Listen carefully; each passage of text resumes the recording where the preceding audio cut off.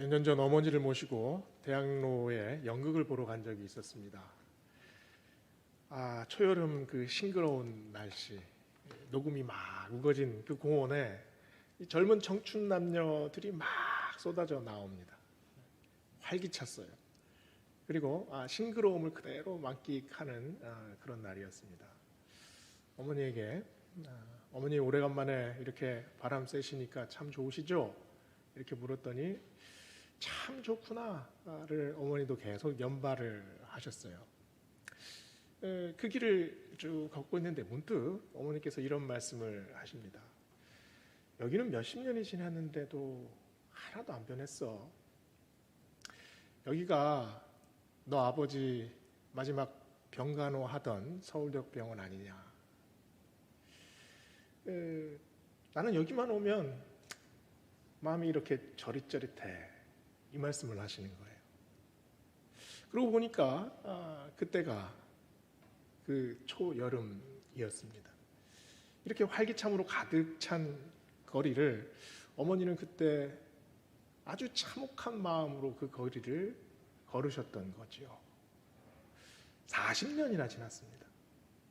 그런데 그 거리를 바라보시면서 어머니 마음은 그때의 그 잔인한 계절을 다시 생각해 내셨습니다. 우리가 한 사건을 바라보거나 한 장소에 갔을 때 그 장소에 대한 기억이 지나면 지날수록 그 장소는 완전히 다르게 보입니다. 같은 것을 바라보더라도 그것을 느끼는 마음이 완전히 극명하게 달라지게 되는 거죠. 오늘 본문은 예수님께서 예루살렘 성문으로 들어오시는 장면입니다. 감람산 그 내리막길 굽이굽이 그 길을 예수님께서 나귀 타고 지금 내려오시는 중입니다. 누가복음 11장부터 누가복음 17장까지는 예수님께서 그 백성들과 제자들에게 주시는 아주 다채로운 비유 그리고 하나님 나라에 대한 말씀이 계속해서 이어집니다. 그런데 18장부터는 예수님께서 이제 그 자리에서 일어서세요. 그리고 예루살렘으로 향하십니다. 그때부터 18장에서부터 그 예수님께서 예루살렘으로 오시는 그 사건들과 장면들을 순차적으로 계속해서 보여줍니다. 18장 31절에 보면 우리가 예루살렘으로 올라가노니 선지자들을 통하여 기록된 모든 것이 응하리라 라고 말씀을 하십니다.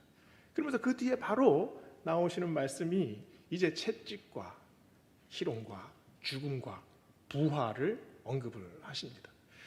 그리고 나서 바로 18장 35절을 보면은 예수님께서 이제 여리고성으로 들어가시죠. 여리고성에서 그 소경된 자의 눈을 뜨게 만드십니다. 그리고 유명한 삭개오 사건이 바로 19장으로 넘어가면은 이제 보여지게 되지요. 삭개오를 만나 주십니다. 그리고 그 다음이 바로 베다니 마을입니다.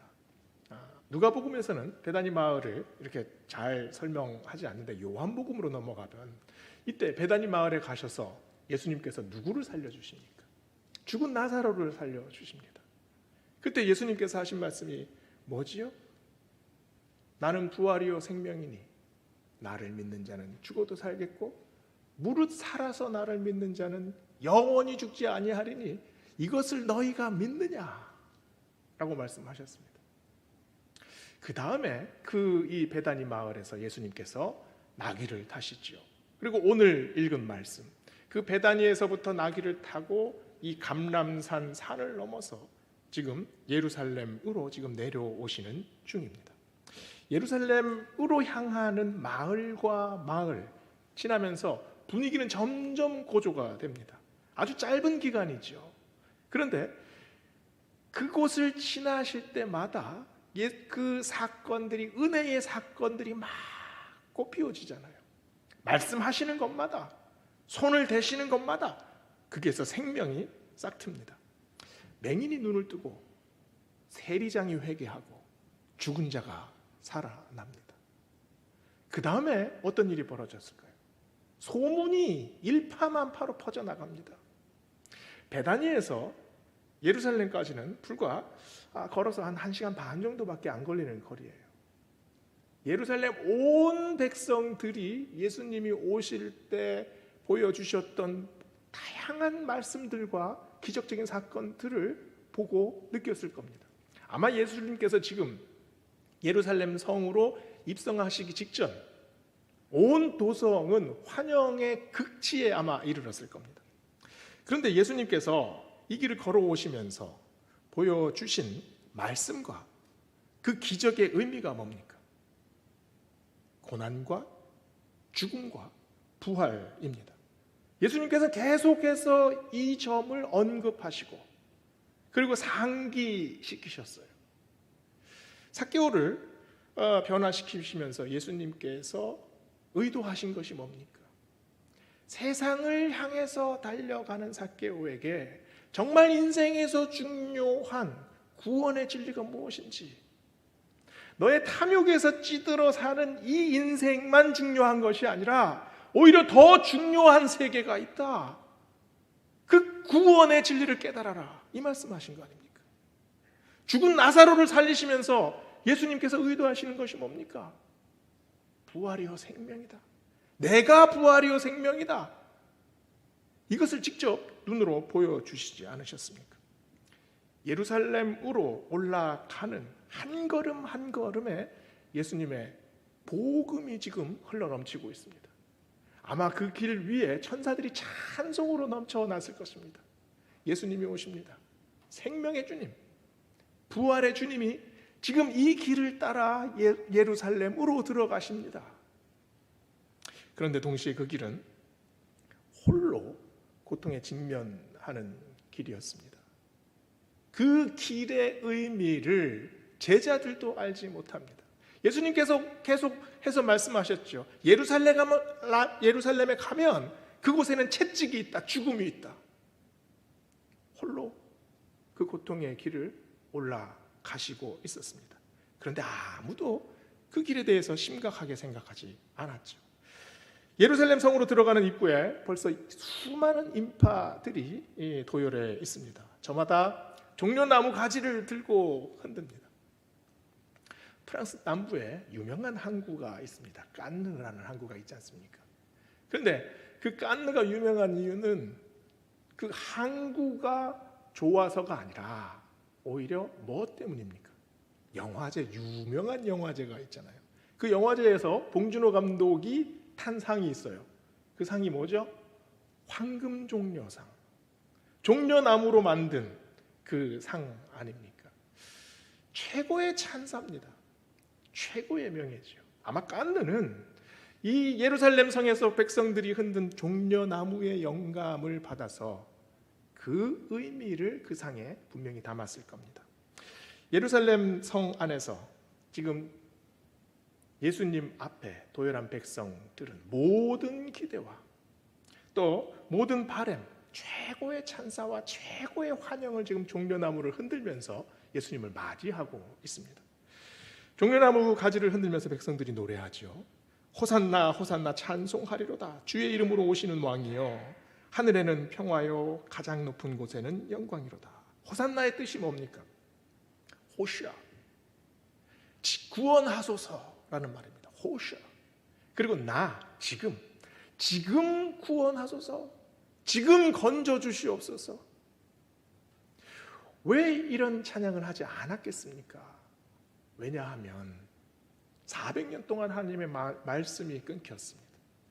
하나님께서 더 이상 이스라엘 백성들을 돌보시지 않는 것 같아요. 이제는 백성들의 마음에 우리는 버려진 백성, 하나님에게 잊혀진 백성이라는 그 절망감이 아주 그냥 만연했습니다. 신구약 중간 시대에 이스라엘 백성들이 노력을 하지 않은 것이 아닙니다.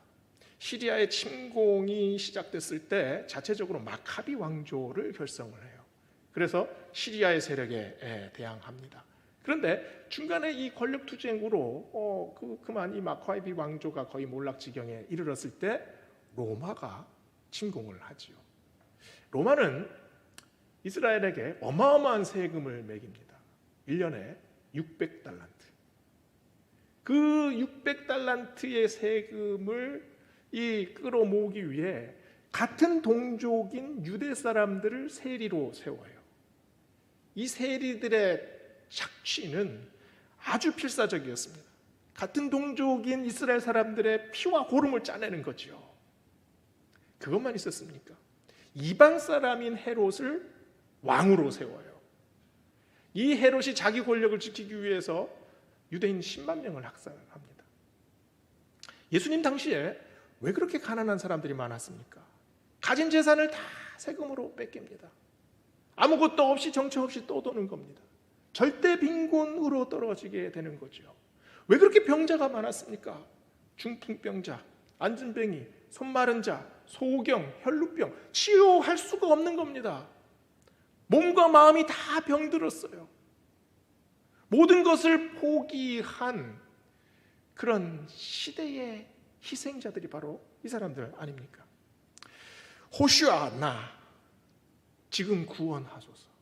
절박한 외침입니다. 예루살렘으로 들어오는 예수님이 이 사람들에게는 마지막 희망이에요. 예수님을 바라보면서 이 사람들의 마음에 무엇이 들끓었겠습니까? 이제 우리를 구원해 주십시오. 이제 배불리 먹게 해 주십시오. 이제 로마를 이기게 해 주십시오. 이제 다윗의 왕정이, 다시 다윗의 왕국이 우리에게 도래하게 해 주십시오. 이 열망 아니겠습니까? 우리의 기도도 다르지 않습니다. 우리도 세상에서 허덕여요. 우리도 고단합니다. 출근하는데 2시간 걸리고 퇴근하는데 2시간 걸립니다. 오면 밥 먹고 자기 바빠요. 내일 출근하면 또 전쟁입니다. 같은 거래처 사장님하고 정말 그냥 정신없이 그냥 우격다짐을 하면서 전화로 또 싸워야 되잖아요.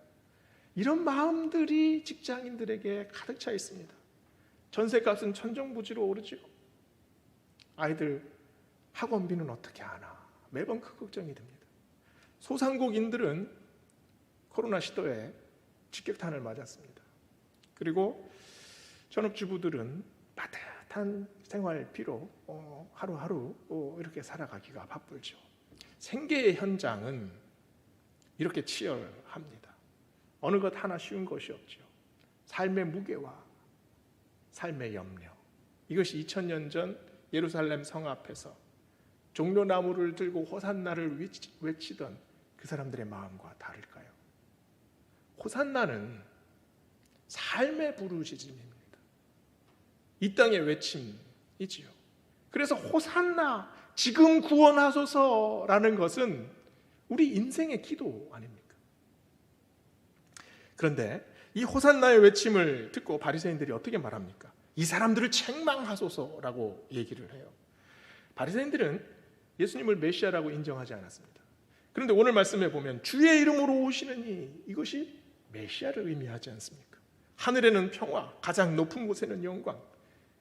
이 노랫말이 신성모독이라고 느낀 거지요. 그래서 예수님께서 뭐라고 대답하십니까? 이 사람들이 침묵하면 돌들이 소리 지르리라. 백성들의 마음을 아셨기 때문이죠. 이들의 이 답답한 마음, 이들의 고단한 마음, 이들의 지친 마음을 예수님께서 너무나 잘 아셨어요. 지금까지 예수님이 어떤 모습을 보이셨습니까? 눈먼 자 눈뜨게 하고 안진뱅이를 일으키셨습니다. 죽은 자를 살리셨지요. 강력한 하나님의 메시지를 전했습니다. 왕이 될 분을 찾는다면 예수님 이외에는 찾을 수가 없습니다. 하나님의 아들 아닙니까? 온 백성들의 기대를 한 몸에 받으셨어요. 그래서 백성들이 아주 갈급한 마음으로 이제 예수님을 유대인의 왕으로 추켜 세웁니다. 정말로 예수님은 궁전으로 들어가셨죠. 그곳에서 빌라도를 만나고 헤롯을 만났습니다. 그러나 그 궁전에 군림하러 들어가셨습니까? 그 궁전에 압제자를 제압하고 그들을 심판하러 들어가셨습니까? 그 궁전에 양손이 묶인 채로 들어가셨습니다. 심판하셔야 할 분이 오히려 심판장에 세워짐을 당했죠. 반전도 이런 반전이었습니다. 실망도 이런 실망이었어요. 여기서 백성들의 마음이 확 돌아서게 되는 거죠. 예수님이 왕이 되시면 모든 것이 다 이루어집니다. 모든 것이 다 해결돼요. 그런데 이 다 된 밥에 왜 예수님께서 직접 죄를 부르시냐고요. 호산나 호산나 외쳤던 그 외침 어떻게 변합니까? 바나바 바나바로 바뀝니다. 바나바 대신에 예수를 죽여라. 왜 그렇습니까? 기대가 완벽한 실망으로 바뀌었기 때문이죠. 배신으로 바뀝니다. 환호가 갑자기 혐오와 적대감으로 변하는 겁니다. 모순이지요. 백성들이 느꼈을 때 예수님에게 모순을 느꼈기 때문입니다. 배신감을 느꼈기 때문이에요. 그러나 정작 모순은 누구에게 있습니까? 예수님은 처음부터 끝까지 자신의 길을 걸어오셨어요. 그 길은 십자가의 길입니다. 여리고와 베다니를 거쳐서 예루살렘으로 오시는 길, 그것뿐입니까? 베들레헴에서, 나사렛에서, 갈릴리에서 똑같이 일관적으로 예수님은 십자가의 길을 계속 걸으셨어요. 모순은 우리에게 있습니다. 배신은 우리가 한 거죠. 우리의 삶을 한번 돌이켜보세요. 사랑하는 사람을 위해서 최선을 다해서 산다고 생각을 합니다. 가족들을 부양하기 위해서, 행복하기 위해서 어쨌든 시간을 쪼개서 열심히 일하고 노력한다고 살아요. 그러나 정작 가족들과 얼마나 대화하십니까? 자녀들의 삶을 속속히 이해하고 어루만지고 계십니까? 우리의 삶 속에 이런 이율배반이 있습니다. 십자가의 길을 간다고 자부를 하지만 정말 십자가를 우리가 지고 있습니까?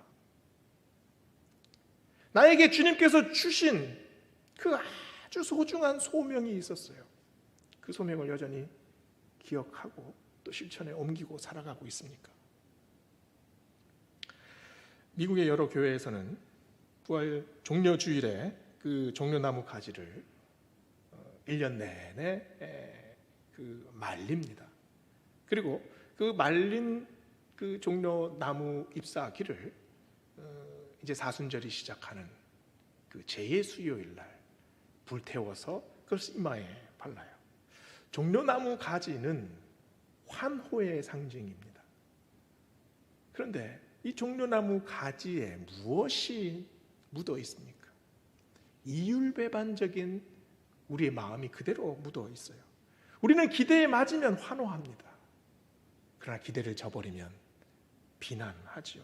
우리의 연약함, 우리의 죄인된 모습이 바로 이 종려나무 가지에 그대로 묻어 있지 않습니까? 종려나무 가지를 태우는 의미가 어디에 있겠습니까? 마음대로 날뛰는 우리의 마음, 내 욕심으로만 치닫는 이 죄악된 나의 마음을 태워버립니다. 그리고 그것을 다시 우리 몸에 새겨요. 종려주일은 사순절과 연결이 되어야 합니다. 종려주일 안에 기쁨이 있죠. 그러나 기쁨 안에 하나님께서 우리에게 주시는 속죄함이 녹아 있습니다. 우리의 환영 안에 회개가 녹아 있어야 합니다. 종려주일 아침 우리는 어디에 서 있습니까? 우리는 지금 예루살렘 성 앞에 서 있습니다. 예루살렘 성문이 바로 우리의 마음 문이에요. 이 성문 뒤에 그 성 안에 얼마나 기가 막힌 일들이 벌어지고 있습니까? 로마의 병정들이 칼을 차고 창을 들고 왔다 갔다 합니다. 세리들은 착취하느라고 피고름을 빼내느라고 정신이 없습니다. 수많은 병자들이 질비하게 있지요. 먹지 못해서 굶어 죽고 통탄하고 이 슬픔이 흐르는 예루살렘 성 안. 그것이 우리의 마음 아닙니까? 우리의 마음에 비극이 생깁니다. 고통이 있습니다. 어려움이 있지요. 절망이 흘러요. 이 우리의 마음 문 앞에 예수님께서 어떤 모습으로 오십니까? 예수님께서 천상에서 천사들이 몰려서 팡파레를 울리고 수많은 천군 천사들을 대동하고 배열지어서 당당하게 예루살렘 문으로 입성하시나요? 나귀 새끼를 타고 오십니다.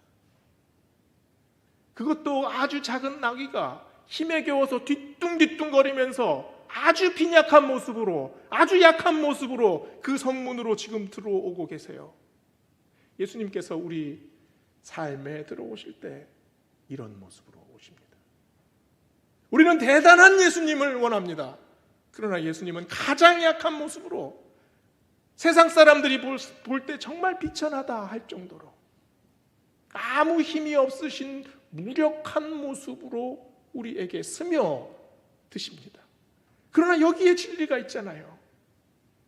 예수님의 이 희생을 통해서, 예수님의 이 나약함을 통해서, 그 권력 앞에서, 그 세력 앞에서 아무것도 하지 않으시고 자기를 모두 다 납부로 해치는 그 모습 속에서 구원이 있습니다. 사랑이 있습니다. 거기서 우리의 생명이 다시 살아나지 않습니까? 오늘 본문 41절을 보세요. 예수님은 이 환호의 길 끝에서 우셨습니다. 예수님은 물론 백성들의 모든 환호를 마음으로 받으셨죠. 그러나 그 환호와 함성의 시간에만 머물러 계시지 않으셨습니다. 예수님은 앞을 보시면서 40년 후에 이 예루살렘 성이 무너질 것을 아셨죠. 성전이 활활 다 불타 버립니다. 백성들은 다 뿔뿔이 흩어져 버려요. 우리가 인생을 살아가면서 먹고 사는 문제가 얼마나 중요합니까? 소중한 문제입니다. 최선을 다해서 살아야 하지요. 그래서 여기에 몰입합니다. 매진합니다. 그러나 우리의 인생의 종말이 반드시 온다는 사실을 우리는 잊어버리고 살 때가 너무나 많이 있습니다. 예수님은 지금 예루살렘 성에서 이 점을 지적하고 계십니다. 예수님께서 골고다 언덕에 십자가를 지고 올라갈 때 많은 여인들이 와서 예수님 앞에 울었습니다. 그때 예수님께서 하신 말씀이 있어요. 나를 위해 울지 마라. 너와 네 자녀들을 위해서 울어라. 그 말이 무슨 말씀입니까? 전체 인생의 운명을 생각하라는 말입니다. 당장 내 앞에 놓여 있는 여러 가지 작고 당장 해결해야 할 문제들이 있지만 여기에만 매몰되지 말고 전체 너의 인생을 생각해 봐라라는 말씀 아니겠습니까? 어떤 사람은 예루살렘 성문 앞에서 지금 자기 옷을 벗어 길가에 갑니다. 어떤 사람은 소리를 지릅니다. 나무를 흔듭니다. 호산나 호산나 소리가 쩌렁쩌렁 울리죠. 그 쩌렁쩌렁 울리는 소리 아래서 예수님의 목소리는 들리지 않습니다. 종려나무를 마구마구 흔드는 그 뒤에서 예수님께서 작은 나귀를 타고 가시는데 그 모습이 잘 보이지가 않아요. 환호도 좋습니다. 기쁨도 좋지요. 우리 안에 열망이 있습니다. 예수님에 대한 기대도 있습니다. 너무너무 소중한 마음이에요. 그러나 더 중요한 것은 지금 이 예루살렘 성 앞에서 무슨 일이 벌어지고 있느냐? 예수님은 이 우리의 마음의 성문 앞에 오시기 위해서 어떤 길을 걸어 오셨느냐? 도대체 앞으로 벌어질 일은 어떤 일이 기다리고 있느냐? 나는 내 인생의 길을 어디서부터 어디까지 걸어왔느냐? 제대로 봐야 합니다. 이리저리 휩쓸리지 않고 주님께서 지금 예루살렘 성문 앞으로 들어오시는 모습을 보고 지금 여기에 무슨 일이 벌어지고 있는지 제대로 봐야 합니다. 그리스도인의 정체성을 표현할 때 순례자라는 말을 자주 사용합니다. 순례의 목적은 도피가 아니죠. 또 여행하는 것도 아닙니다.